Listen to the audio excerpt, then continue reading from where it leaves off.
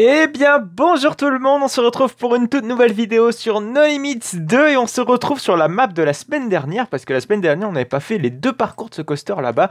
On avait fait ce coaster-ci, donc si vous n'avez pas vu cet épisode, n'hésitez pas à aller voir. Normalement, un lien devrait s'afficher juste en haut à droite dans le petit i, dans la petite fiche. Mais bon, sans plus tarder, on va essayer de le rider. Voilà, donc on avait ridé ce coaster, Raptor, qui n'a rien à voir avec le Wing Coaster de Gardaland. Et on avait ridé un des deux Blue Hawk, Black Hawk plutôt. En l'occurrence, c'était, je crois, le rouge. Si je dis pas de conneries, on va le savoir dans quelques instants. Hop, hop, hop, hop, hop. Donc on quick la file d'attente. Oui, c'était le rouge qu'on avait fait. Donc on va tout de suite embarquer pour le bleu. On avait trouvé ce coaster hyper original de par son dueling. Bon, évidemment, c'est des coasters, comment dire, très très très amples, qui coûtent extrêmement cher déjà pour avoir un Formula Rossa. Ça se compte en dizaines de millions d'euros, voire plus. Je pense qu'on est plus dans une vingtaine de millions d'euros. Là, déjà là, un dueling de Formula Rossa, déjà que Formula Rossa est pas bien haut non plus, quoique si, il est quand même bien haut, mais comparé à... là, c'est vraiment une vitesse de Formula Rossa couplée à, à une... à une amplitude d'un Kindaka avec un layout aussi derrière, donc la Accelerator, ça coûte absolument une fortune. Je pense que ça va se coûter... ça doit se peser en 50 millions d'euros et des cacahuètes. Autant dire ultra cher. Ne serait-ce que voilà, ces petits tilt track, déjà ça doit faire monter le prix. Déjà le launch est du magnétique, c'est plus du catapultage hydraulique. Ça coûte très cher du catapultage magnétique, surtout à ces vitesses-là. En coût de maintenance aussi. Bon, quoi, non, en coût de maintenance ça va encore vu que c'est du magnétique, mais ouais, c'est vrai que ça aurait été de l'hydraulique, bref. C'est surtout très très très coûteux à la production ces trucs-là, et on est sûr de rien au niveau fiabilité. Ah, c'est bien, le launch se fait en tunnel. Tout à l'heure il se faisait à la surface, enfin plutôt la semaine dernière. Et là c'est pas un départ arrêté.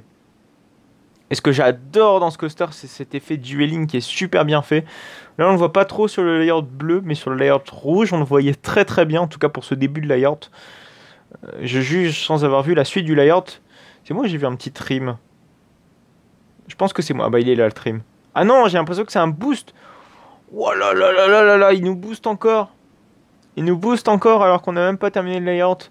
Ouais, j'ai l'impression que le bleu a une avance assez certaine sur le rouge. Ah bah non, c'est bon, le rouge nous rattrape, c'est bien. On a l'effet dueling un petit peu sur la fin de layout. J'ai cru que le bleu allait être totalement dépourvu. Ouais, bon. Il en est quand même dépourvu, hein. On a juste quelques secondes de layout avec le bleu en effet dueling. Là, excusez-moi. Bon, du coup, on va pas trop s'attarder sur ce coaster, hein, parce que je vous avais promis de faire la deuxième on-ride sur ce petit coaster bleu. On va peut-être passer au parc suivant, oui, parce que c'est un parc avec deux coasters, un familial et un petit peu plus thrill ride. Vous allez voir ça dans quelques instants. Et c'est Prospect Park qui va faire la suite de notre épisode. Donc il y a pas mal de petites choses à voir. Il y a un Bob Gerstlauer, il y a un Aerodynamics qui traîne dans ce coin-ci. Alors un Aerodynamics avec des trains très orangés visiblement. Et un Bob Gerstlauer très sympa. Il a l'air en tout cas d'être très sympa. Alors par contre le support des freins sont en lévitation. Pourquoi pas, écoutez. Bon, je pense que c'est pas intentionnel, mais... Voilà quoi. Bon, c'est parti. On va faire quoi en premier? Est-ce qu'on fait le Haro ou est-ce qu'on fait le Bob qui est je ne sais où? On va commencer par le Bob et on fera le Haro. Bon, je vous avoue que le Haro me tente pas vraiment, mais c'est plus le Bob qui m'intéresse. Le parc est plutôt bien intégré. Il y a quelques petits flat rides par-ci par-là. Genre vraiment sympa. Il a l'air très très très sympa. Alors par contre je sais pas pourquoi, mais le son est très très très très faible. Je vais essayer de l'augmenter un petit peu pour vous. Voilà, normalement ça devrait être un petit peu mieux. Donc on va rider ce Bob. Ce petit bobsleigh coaster Gerstlauer. Ne pas confondre avec les modèles bobsleigh, hein, qui sont des coasters très différents, hein. On n'est pas du tout dans ce registre-là, si je puis dire. C'est vraiment très différent ces coasters. Donc c'est parti, on va les tester. Donc les bobsleigh, hein, c'est quoi? C'est Tikiwaka, c'est Van Helsing, c'est... Il y en a plein des bobsleigh. Des bobsleigh, pardon. Il y a aussi celui de... Le suédois, ou le danois, je ne sais plus. Je sais plus. C'est Wilden, je sais pas trop quoi, là. C'est dans un parc... à Grönalund, voilà. Putain, je cherchais le nom de ce parc. C'est un parc scandinave qui est très très très urbain et qui entrelace son Bobsleigh Coaster avec son ancien Schwarzkopf. Il est très très très très bien intégré. J'ai plus son nom en tête, je vous avoue. Mais il a l'air super sympa comme coaster. Il donne très très très très très envie. Bon, ça va être parti. On va rider du bobsleigh. Ça freine. Ah, ça freine quand même beaucoup. Hein. C'est dommage d'ailleurs, je trouve que Tikiwaka manque un petit peu de punch. Alors il est très punchy, mais je trouve qu'il est trop surfreiné.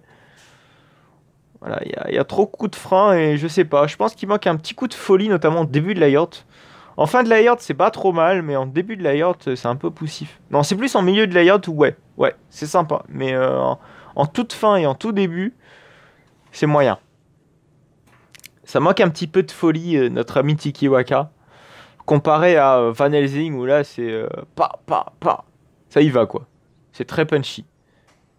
Et les zones de frein sur ces coasters sont vraiment très très courtes. Bon, vous allez me dire, pas besoin parce que bon, vu l'empattement des trains, je pense que c'est assez inutile de devoir mettre des longues zones de frein. Genre vraiment inutile. Mais là c'est tout sympa. Mais en tout cas je trouve très très bien intégré à cet environnement très urbain. Qui est plutôt sympa. Je pense que ça doit être un contest parce que j'ai vu plusieurs maps un petit peu dans cet esprit-là. Très urbanisme. Très urbain, plutôt. Voilà, c'est mieux.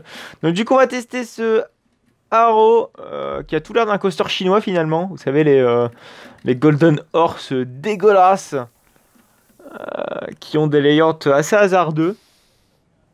On va tester celui-ci qui n'a pas l'air d'être quand même un Golden Horse visiblement. Puisque dans les Mix 2 ne permet pas de faire des Golden Horse, oui, parce que les Golden Horse, on les reconnaît à leur cross-strike qui sont légèrement différents.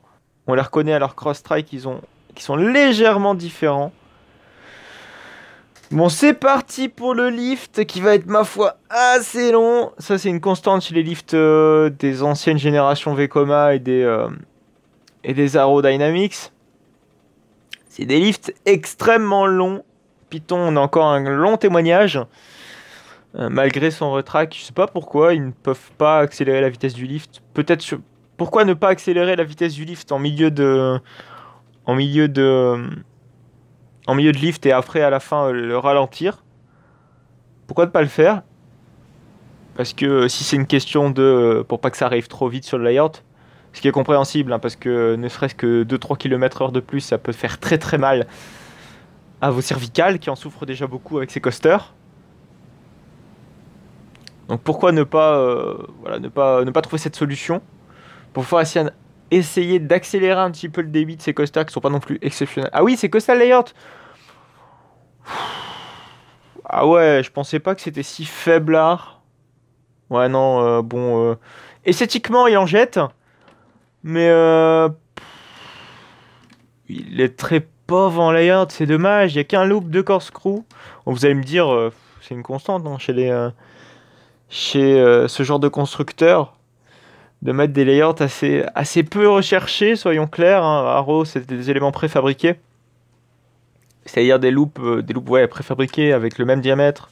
Juste, on change un petit peu la hauteur du plaçage des loops, si je puis dire. Pareil pour les corkscrews, hein, c'est un petit peu fait dans le même esprit. C'est tous des éléments préfabriqués. Par contre, je le trouve extrêmement bien intégré, cet Helix, dans ce petit Wave Swinger. Qui en jette pas trop mal, mais c'est tout quoi, c'est tout. Mais en tout cas, je tiens à dire que ce parc est très joli, mais très peu cohérent dans le sens que là, on a un lampadaire en plein milieu d'une allée. Allez, ça pourquoi? Là, c'est pareil. Je pense que c'est un bug honnêtement, parce que ça doit pas être voulu de vouloir mettre des lampadaires en plein milieu d'une allée, à moins que ce soit vraiment très peu réaliste. Enfin merde quoi, il se passe un truc là. Pas des lampadaires en plein milieu d'une allée. Non, c'est pas une erreur acceptable. Bref, on va passer au coaster suivant, qui est The Big Bad Wolf, qui n'a rien à voir avec le Swinging Turn. Oui, c'est pas le Swinging Turn, c'est un... Vous savez, les petits suspended arrows qui se balancent au rythme des virages. Les Swinging Turns, c'est typiquement Vekoma. Les Swinging Turns, c'est à savoir... celui de Bob Yaland, là, Dreamcatcher, qui ne s'appelle plus Dreamcatcher, c'est qui s'appelle encore Dreamcatcher, mais qu'ils ont mis les casques de réalité virtuelle. Oh non, c'était plus joli en photo, c'est trop retouché là. Enfin, c'était retouché. What? Qu'est-ce que c'est que cet élément? On est d'accord. Ouais, c'est encore un haro, mais pourquoi avoir fait un élément comme ça? On va voir ce que ça donne. Bon, c'est osé, va-t-on te dire, donc on va tester ça. Parce que là, ouais, il m'a l'air d'avoir des éléments ultra osés. Putain, la théma en plus, elle est sympatoche. Ah ouais, ouais, ouais, enfin sympa, faut pas non plus déconner non plus, hein. On n'est pas dans le surthématisme que peuvent nous pondre certains membres de la communauté Anonymous 2. Mais là, on n'est pas trop mal quand même, on est vraiment pas mal. En tout cas, en termes d'originalité de layout, à ce que j'ai pu voir dans un premier temps. Donc on va essayer de se mettre au premier rang pour profiter un maximum de la vue du coaster. Avec ses magnifiques, ou pas, ironiquement, lampes vertes. Lampe verte, pardon. Oula. Oh. Oh oui, c'est des éléments bizarroïdes. Assez révolutionnaires dans le style... vous savez, le Arrow de Silver Dollar City. C'est un peu dans ce style-là. Bon, là, en beaucoup plus osé. Vraiment, beaucoup plus osé. Bon, c'est quand tu veux pour démarrer, Jean-Michel. Appuie sur le bouton vert. Je sais pas où est-ce qu'il y a pas de contrôle. Je crois qu'il est derrière. Ah oui, il y a un petit bruit de loup, c'est sympa. À chaque dispatch, j'ai l'impression. Ouais, sympatoche. Bon, la petite pré-lift. Très typique des Arrow. Évidemment, jamais banqué, hein. On va pas demander du banking à Arrow. Ce serait quand même triste. Ça perdrait toute son importance. Ce n'est pas utile pour eux, va-t-on dire. Ouais, une Northline Roll là-dessus. Qu'est-ce que c'est que ce Beans? Par contre, le lift, il y a un bruit custom sur le lift. Et ça, c'est sympatoche.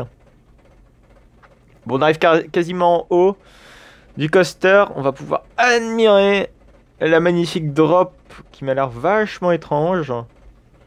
Genre vraiment étrange. Comment se compose la drop là? Je comprends pas. D'accord, ok, c'est une drop vraiment pas typique Arrow. Souvent à Arrow, il y a une pré-descente pour éviter l'usure des pièces trop prématurées pour ce qui est du lift. Ouais, c'est des éléments vachement osés là quand même, un Batwing. Et encore un Batwing. Ok, un EGF turn, pourquoi pas. Waouh. C'est un Arrow moderne là. Ça fait vachement penser à du Chance Ride. Vous savez, les coasters très airtimés de... Ah oui, oui d'accord, ouais, c'est très RMC-esque aussi. Hein. Ouais, le coaster très airtimé de... vous savez, dans le parc où il y a Storm Chaser, là... J'ai perdu son... Je crois que c'est Kentucky Kingdom, si je dis pas de conneries. Ça va être Kentucky Kingdom. Kentucky, sorry. Yeah, I lost my English. Yeah. Bon, on est sur Big Bad Wolf, qui est vachement long quand même. Et vachement rythmé. Bon, par contre, les corkscrews, c'est ce qui est un peu de trop. Ouais, j'ai l'impression qu'il a voulu mixer modernité et old school. Et c'est original. Ça change de d'habitude. Bon, c'est pas un truc que je verrais en réalité. Hein. Soyons honnêtes, c'est pas du tout réaliste. Mais ça change de d'habitude de voir des coasters comme ça. Où on mélange vintage et layout moderne. J'apprécie. J'apprécie beaucoup. Ça nous change clairement de d'habitude. Ouais, vraiment, je dis oui. Je dis oui sans grande certitude pour ce que ce soit niveau réalisme. Mais oui, niveau originalité de ce qu'on voit dans Anonymous 2, ça change quoi. Merde, d'avoir des éléments comme ça sur un Arrow. On n'en voit pas tous les jours, on aimerait en voir. Rien que pour l'originalité. Mais bon, là, Arrow n'existe plus, donc RIP. Puis bon, avec des rails comme ça, niveau vibration, je pense que ça doit être assez catastrophique. Donc bon, finalement non, hein. C'est un grand non en réalité, mais un grand oui sur Nolmils 2. Donc on va passer au coaster suivant, qui sera le dernier, à savoir Megaphobia, qui est un coaster qui a l'air d'être inspiré de Goliath à Walibi Holland.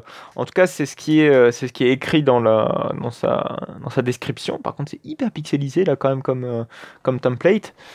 Donc on va le tester. Alors, c'est vrai que le début de layout est très inspiré de Walibi Holland. Alors par contre, là, c'est un lift d'RMC, mec. Hein. Oh oui, enfin, un lift d'RMC, c'est plus un lift de... Ouais, non, c'est un lift de BM, là. C'est pas un lift d'Intamin. Genre, pas du tout. Il est pas du tout comme ça, son lift, le lift de Goliath. Ouais, bon, je pense qu'il a pas encore trop d'expérience sur Elvis 2, ça se voit un petit peu. Ouais, ça se voit un petit peu. Bon, c'est clair qu'il est inspiré de Goliath. Hein, on voit, on reconnaît bien ses camelbacks. Oh oui, par contre là, c'est un EGF turn à la place d'un S-turn. Ouais, j'ai l'impression que ça va être un Goliath amélioré, sans trop m'avancer non plus, parce que voilà, niveau banking, ça m'a pas l'air d'être non plus ce qui est plus réaliste. Donc on va terminer par ça, par ce coaster qui a l'air sympatoche. En tout cas, qui pète pas de mine d'extérieur, mais on va voir ce qu'il donne en on-ride. J'espère qu'il ne sera pas trop décevant. Bon, après, visiblement, en termes de airtime, clairement, ça doit en jeter. Mais niveau réalisme, non. Non, non, non. Désolé. Goliath, c'est pas du tout ça. En tout cas, en termes de sa construction structurelle. Je sais pas si ça se dit d'ailleurs. J'invente des termes, j'invente des phrases. Comme en habitude. Oh, il est vachement lent. Oh oui, il est lent là. Bon, je sais que Goliath, il est quand même lent sur ses camelbacks. En tout cas, on a l'impression qu'il est lent sur ses camelbacks. Mais bon, après, en on-ride, c'est loin d'être ça. Mais là, ouais, il m'a paru vachement lent. Bon, du coup, on va accélérer un petit peu la vitesse de lecture parce que là, on commence un petit peu à se faire chier. C'est quand tu baisses la barre, Maurice. C'est parti pour le lift hill jusqu'en haut de la montée. La montée qui se fait tout en douceur. Qui est quand même assez rapide hein, sur le Goliath. On est très très lent au début, mais après ça commence à s'accélérer. Comme sur Untamed au final. Et sur Lost Gravity, c'est toujours assez rapide. C'est pour optimiser le débit hein, sur Lost Gravity, que ce soit si rapide. Par contre, il a mis les rails en mode hold. Ça fait très bizarre de voir les couleurs de Goliath avec une texture très hold. Parce que vu qu'il a été repeint il n'y a pas si longtemps que ça. 2017 quand même, vous allez me dire, ça commence à remonter, ça fait 3 ans. Ça passe vite, mine de rien. Et ben, on y voit que du feu sur son âge, avec ses nouvelles couleurs. Quoique la théma elle est un petit peu décevante hein, sur la speed zone, soyons honnêtes. Ouais, les supports, c'est pas du tout du Intamin là, sur ce virage là. Ouais, c'est pas des courbes très Intaminesques. En tout cas, Intaminesque Lost Cool. Lost, oui, bien sûr. L'école perdue. Pourquoi pas, ma foi. Ouais, c'est pas des courbes à la Goliath. Hein. Non, non, non, non. Vous allez me dire, c'est inspiré de Goliath, mais c'est pas Goliath. Je pense que c'est juste inspiré dans certaines parties de son layout, en tout cas sur les derniers bunny hops et sur le lift et le premier camelback. Mais autrement, c'est tout. C'est tout, c'est tout, c'est tout. Puis la couleur aussi, et puis voilà. À la limite, la palette de couleurs, voilà, c'est très Goliathesque. Mais on est loin, je pense, du layout classicisme, littéralement, c'est très classique que nous propose Goliath. Là, on est plus, ouais, j'ai l'impression qu'on est plus sur du EGF à la changement de direction un petit peu plus original que Goliath, vraiment très linéaire sur son layout. C'est ce que je peux reprocher un petit peu à Goliath. Bon, je n'ai jamais fait EGF, donc mollo hein, sur ce que je suis en train de dire. J'en ai absolument aucune idée. Je ne parle sans conséquence de cause, vu que je n'ai pas encore fait EGF. Et bon sang que ça me titille de faire cet EGF. Mais bon, faut dire que c'est pas à côté de chez moi. C'est à 6 heures de route. Notre ami EGF. Et si je fais EGF, ce sera un petit trip à Trips Drill aussi. Faire un petit combiné des deux, essayer de faire aussi les coasters du Grand Est. Ce sera, je pense, sympathique. Mais bon, faut se prévoir ça. Et c'est pas non plus ma priorité numéro 1. Parce que ma priorité numéro 1, c'est Energylandia. Bref, on va se retrouver donc la semaine prochaine pour une toute nouvelle vidéo de No Limits 2. Vous pouvez me retrouver sur Instagram, sur Utip et sur Twitter. Utip vous permet de me financer plus gratuitement malheureusement, mais vous pouvez toujours me faire des dons en rentrant classiquement votre carte bancaire et pour me faire des dons de manière tout à fait classique comme on fait sur un Tipeee. Voilà, en tout cas, vous pouvez le faire de manière sécurisée sur Utip. Vous ne pouvez plus faire de dons via les publicités parce que voilà, ce n'est plus le modèle économique de Utip. En tout cas, ce n'était plus rentable depuis le Covid. En tout cas, ça a clôturé, si vous voulez, le modèle économique de Utip. Bon, maintenant, ils se sont plus tournés vers le merchandising et les dons. Donc vous pouvez toujours me faire des dons, mais malheureusement plus via des publicités. Voilà, c'est la petite parenthèse Utip. Voilà, donc vous pouvez me retrouver sur Utip, Instagram et Twitter. On va donc se retrouver la semaine prochaine pour une toute nouvelle vidéo de No Limits 2. En tout cas, n'hésitez pas à liker, n'hésitez pas à commenter, n'hésitez pas à vous abonner pour ne plus manquer aucune autre de mes vidéos. On se retrouve la semaine prochaine. Allez, à plus tard.